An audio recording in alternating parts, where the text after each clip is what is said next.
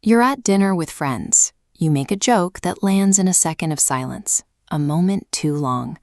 The conversation moves on, but your mind locks on to that single moment, dissecting the error on an endless loop with no exit in sight. Fyodor Dostoevsky described this internal split through his character, the Underground Man. He viewed the hyper-aware mind as a trap, where you are simultaneously the actor in the world and a cruel audience watching your own performance.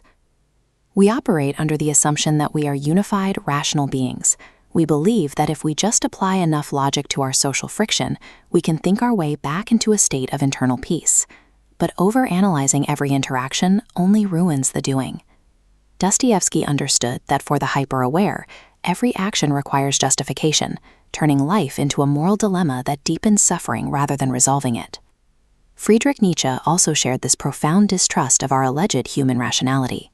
He rejected the Enlightenment-era claim that the intellect is the father of our actions, viewing it instead as a secondary tool used by deeper forces. Nietzsche modeled the psyche as a dwelling place of competing biological impulses. He likened these deeper drives to autonomous entities, demons and one-eyed giants, each with its own imperious will to power. These drives inhabit the psyche in a state of territorial war. A biological drive for absolute freedom might collide with an equally powerful drive for social stability, creating a friction we experience as intense internal conflict. Our reflex is to attempt to resolve this war through complex rationalization, trying to force clashing impulses into a logical framework to settle the noise. Intellectualizing a biological conflict merely provides our internal drives with rationalized justifications. It turns a living struggle into an analyzed pathology, arming our demons with better arguments. Before the intellect can form a single thought, the body has already registered conflict. We feel it as a tightening in the throat, a weight in the limbs, or a hollow in the gut. This creates a sensory gap. The physical signal of stress is biologically real, but the meaning the brain assigns to that signal, the story of the catastrophe, is an assembly of assumptions. The physics of flight reveal how dangerous this assembly can be. Pilots on dark nights fear the somatographic illusion, a biological bypass where the inner ear misinterprets forward movement as a steep backward tilt. This diagram of the inner ear's otolith organs shows the error. Intense forward acceleration causes sensory hairs to shift backward, falsely signaling a steep climb. Trusting this visceral gut feeling over their instruments, a pilot might push the nose down, flying directly into the ground. We commit this same error in our daily psychology. We misinterpret the rapid acceleration of physiological stress as a permanent psychological crisis, correcting for a tilt that doesn't actually exist.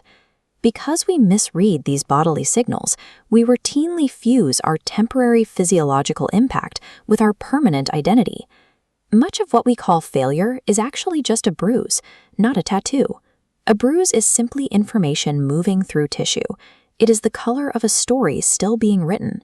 We often spend years apologizing for colors that the nervous system never intended us to keep as permanent ink.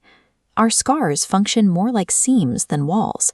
A seam is the tender place where two separate things were joined and sewn together, the place where the world touched us and did not, in the end, destroy us.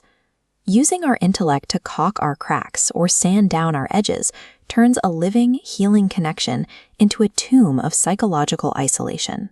Stopping the mind from building permanent psychological walls begins with recognizing that our bruises are temporary and our seams are where we meet the world. When rationalization fails to solve internal distress, we must rely on bottom-up biological regulation. Before the mind builds its case, the body has already cast its vote. It speaks the language of interoception, a tightening, a heat, or a sudden hollow. We must pause the mental debate while the body remains in a high-alert physiological state. Arguing with the story while the nervous system is braced is like shouting into a storm. This anatomical torso illustrates somatic wu-wei, noticing internal rhythms without an immediate agenda to fix them. We map states to identify resistance signatures, like bracing or collapse, offering the body simple company rather than a coercive command to relax.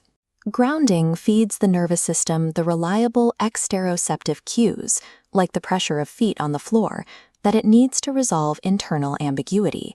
It's the mechanistic process of finding the ground again. Tending to the body's state first strips our warring internal impulses of their false urgency.